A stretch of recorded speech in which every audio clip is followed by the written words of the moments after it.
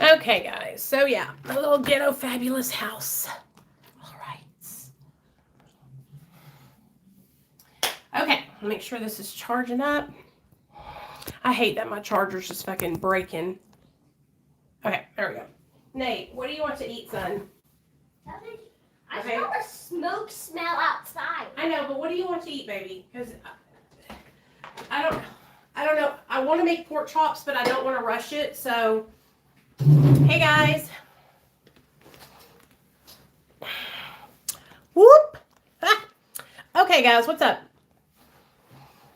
What's up, everybody? Welcome to my channel, Real Talk Recovery, where we talk about recovery from addiction. Where? I smell like fire. No, it's not on fire. Where I share my life with you. My name's Nicole, and I'm a person in recovery. Okay, guys, so we had a great live stream over there, y'all. Hey, Murk, what's up? We had a great live stream over there on Dr. B's channel. For those of you guys that didn't get to make it, it will be uploading, so y'all can go back and watch it. We were talking all about addiction and anxiety, you guys. It was really, really good. But I wanted to come on here, and I wanted to talk to you guys because I was seeing a lot of y'all's comments. And I was hearing you guys saying things like, I'm never going to be able to get off this medication.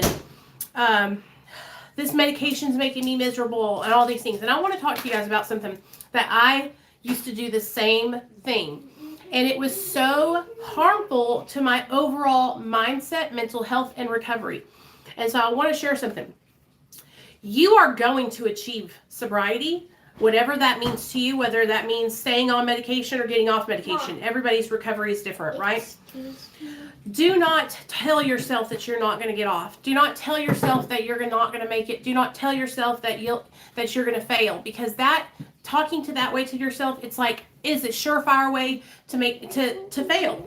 So one of the things that is so important, you guys, when starting to taper or even thinking about tapering is reaching out to people who have been through the same thing you have been through and joining recovery support groups.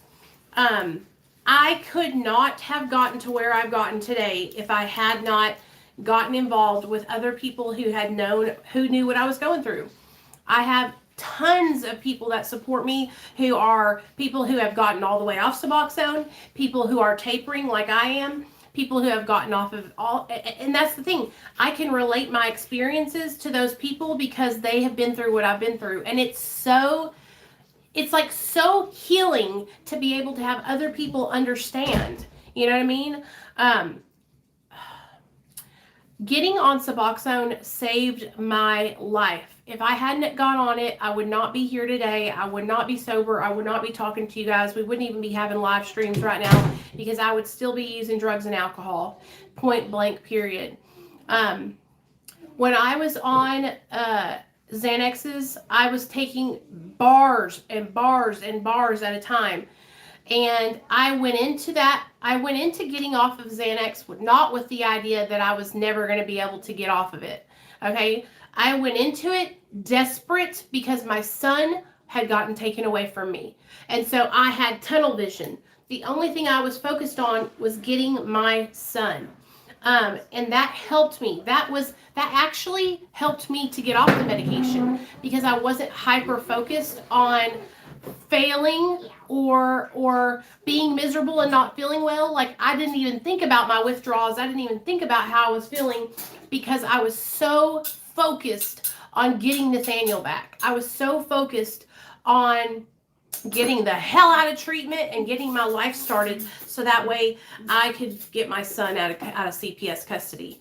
That helped me. Find something that you can focus on, that you are passionate about, that you are driven to do, so that way you're not just totally focused on the medication, how long it takes you to get off, what you feel like you're falling back on doing, all that. You know what I mean? What, baby? I want some.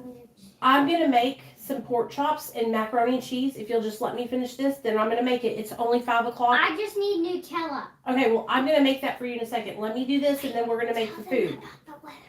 Yeah, it's a tornado in here. So please, I'm going to make a whole meal. It's just not tornado give me time. It's going to tornado at 10 B. Yeah, I'm on 1.5 milligrams of Suboxone. And here's the thing, you guys, like, I had to stop looking at it as something that I was struggling with and failing at. I love Suboxone. It saved my life. It's the best thing that ever happened to me. I'm so grateful for that medication, and I don't look at it as something that's bringing me down or chaining me down. I look at it as this is what's helping me get to where I need to go. Now, using my positive mindset, right? That helps me, you guys, so much. I want y'all to know that I wouldn't tell you if it didn't help me. In fact, I used to think people were crazy when they would tell me that, you need to focus on staying positive. It's so true. Staying positive, having a positive mindset, having support from other people who knows what you are going through, being a part of a community, that is like the best thing in the whole wide world, because you're not alone, okay? When you think you're alone, it's just real talk recover with no Y at the end. We think we're all alone, right? But we're not. So many people are going through the same exact thing that we're going through. And so you've got to get out of your own way, all right? Do not let your mind fuck you over. Don't let it block you, okay? I get calls every day, because I answer the phones for Dr. B, of people who are calling and they feel stuck. They're unhappy. They're miserable. They're upset. They are looking up all these videos about people sharing their experience and how terrible their withdrawals were and how they were unable to do this, that, or the third. Stop looking at those videos. Those videos are going to make you feel that way. Throw that away from you then. Those videos, when you're watching those videos of people who are going through withdrawal and you are seeing them struggling, it hurts you. It hurts you guys. It's holding you back, okay? It gets in your head. Throw that away, Nate. It has a funny taste to it. Throw that away, please. In that trash can right there underneath the sink. When you're watching other people who are in the middle of their benzo withdrawal and they're saying things like, I'm dying over here, I can't take it, I feel like I'm going in. That is planting seeds of doubt in your mind. And so what happens to you? Then you're like, oh my God, is that going to be me?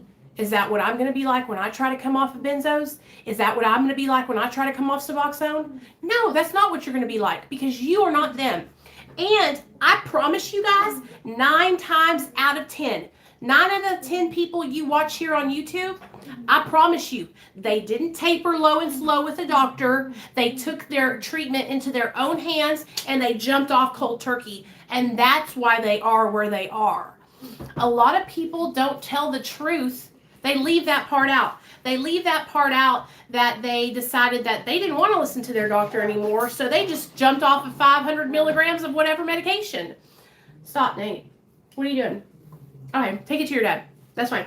That's what they are doing. They are not listening and following a doctor's suggestions, you guys. Every person that I've ever watched here on YouTube who is going through Suboxone or methadone or benzo withdrawal, every person, I've never met a person who has documented their journey and actually tapered slowly and listened to what their doctor told them to do. They either got to the low amount of milligrams, like I'm at about 1.5 milligrams. They got down lower and they said, I don't want to wait anymore. And they got impatient and they jumped. Okay, they jumped and they got impatient and they ended up screwing themselves in the long run. I just don't want you guys to do that. I don't want you guys to think that that's going to be you. And people don't understand how important it is to share everything. Like, that's why I share with you guys the struggles that I have had tapering with Suboxone. That's why I tell you guys the truth when I take extra Suboxone, because any person who is going through tapering is going to experience these things. So many people do this. It's normal. It's not like a bad thing if you struggle. You know what I mean? It's your journey. You're not going to get in trouble because you're having a struggle tapering. I always tell the girls that I work with, I tell them, okay, so are you ready to go down on your taper? Have you talked to your doctor? How are you feeling? And if they say, Nichole, I'm scared to go down, I don't know if I'm ready yet, I say, go to your doctor, sit down and be honest and say, Doc, I'm tripping. I'm feeling this type of way. I have these stresses going on in my life. I got a paper due in college. My kids are acting up. My husband's pissing me off. Like, your doctor needs to know everything that's going on in your life so that way they can help you the best way they know how to help you. With Dr. B, he wants to know all that. He needs to know if you and your old man are having a fight and he kicked you out of the house. Because if you're coming in next week to go down 0.25, it might not be a good idea to go down 0.25 if you and your old man are getting a divorce and he kicked you out last week. Do you understand what I'm saying? These are just like examples, you guys. I think what happens is we're so hard on ourselves. We hold ourselves to this standard of perfection. I need this in the microwave. Nate, you can't microwave it. It's just bread. Eat it. Mom, don't you cook it sometimes? I love you, buddy, but you have to toast the bread and then you do it. You can't just put it in the microwave. Well, how do I toast Not with the chocolate on it. You can't put that in there now. Hold on, you guys. Neil! I know your dad ain't doing shit but sitting in front of that damn TV. It's pissing me off, dude. I told you I'm gonna make dinner, but you won't wait 2 seconds. I'm gonna make dinner for us. What is it? Pork chops, rice, and mashed potatoes. But you don't remember that I did not. No, you didn't like the lemon pepper seasoning. Sorry. I love my son, but he is not listening, and I'm trying to tell him I'm cooking a whole 3-course meal. Anyway, it doesn't matter. I just want you guys to understand that, like, I feel like we hold ourselves to such a high standard, and then when we are not able to achieve that high standard that we think we need to achieve, then we beat ourselves up. You know what I mean? Also, I loved what Dr. B and Parham talked about with the doctors that say, oh, you're a drug addict? Sorry, you can't have this medication. Like, your addiction, that makes me so angry. You're a human being, okay? You're not your drug addiction. If you're seeking help from a medical professional and that's the way they treat you, you need to find another medical professional. You need to find another doctor, because they should be treating your mental health. They should be treating you as a human being, you know? This is how I say it, guys. I say, go in there and say, listen, I'm being honest, I'm being transparent, and I need help. I'm struggling and I don't know what I need to do. You know, I wish that there was 100,000 Dr. B's all over the United States, but there's not. And there's so many people who need help that it's like almost impossible to help every person, you know? Hey, Mark, I'm doing good, babe. How about you? BJ, I know, I'm a little crazy. That's great. I think a lot of people aren't open with the doctors. They go in and say everything is fine. Meanwhile, yeah, we have to be so open and honest, you guys. We have to be 100% transparent. I'm going to tell you guys, like, you cannot get the proper help you need if you're not being one. You got to be honest. You got to bare your whole soul. And if you feel like you can't go in and talk to your doctor, then you need to switch doctors. Like, the doctor I have at the Suboxone clinic, I cannot talk to him. I can't go in there and say, hey, doc, I'm struggling with anxiety, because all they do is look at me as someone who has a drug addiction. I've been sober for 5.5 years with not one single relapse, and they look at me as somebody who is a drug addict.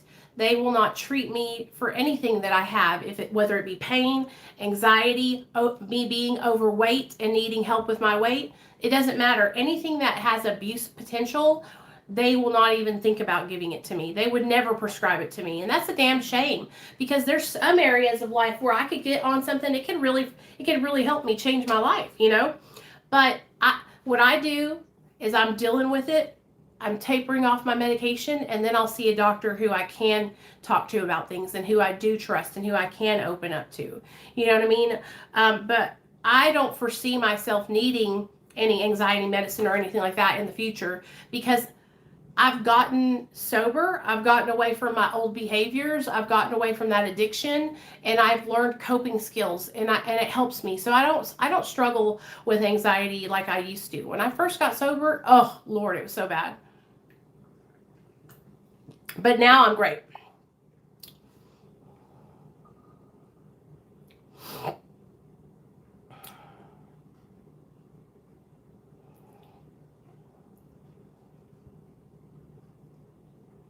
I know, Shell. And you know what, you guys? Like, we just have to keep on working on being honest with our doctors and just, we just have to do our part. We have to do our part and keep on trying. You know what I mean? There's really not, this is not going to be something that's going to be cured or is going to change overnight. But things are changing, and, you know, people like Dr. B and Parham are, you know, they're helping people. And so that's what we got to do, you know? So anyway, I'm going to make dinner for Nate. I want you guys, if you need me, call me on the 1-800 number that Dr. B has, and I'll help you any way I can with resources. If you're somebody who wants to come and see Dr. B and you live out of state, yeah, you can travel to see him. Just give me a call. If you want to come in and see him and you live in California, definitely give me a call. If you don't want to see him and you just need resources, online help, message me. I will send you links to the TikTok, to the YouTube, to the Facebook, to the Hangouts chat. I even have my own little Patreon.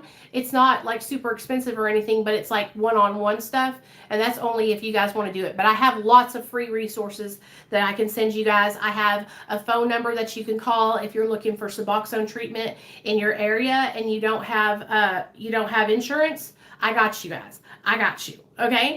I really do work hard to answer everybody's messages and everybody's phone calls. So if you have messaged me on TikTok or Instagram or YouTube or Facebook and I haven't gotten back to you, I'm working on it. Email me or message me on Instagram at Real Talk Recovery, because that's where I can really see all the messages right there.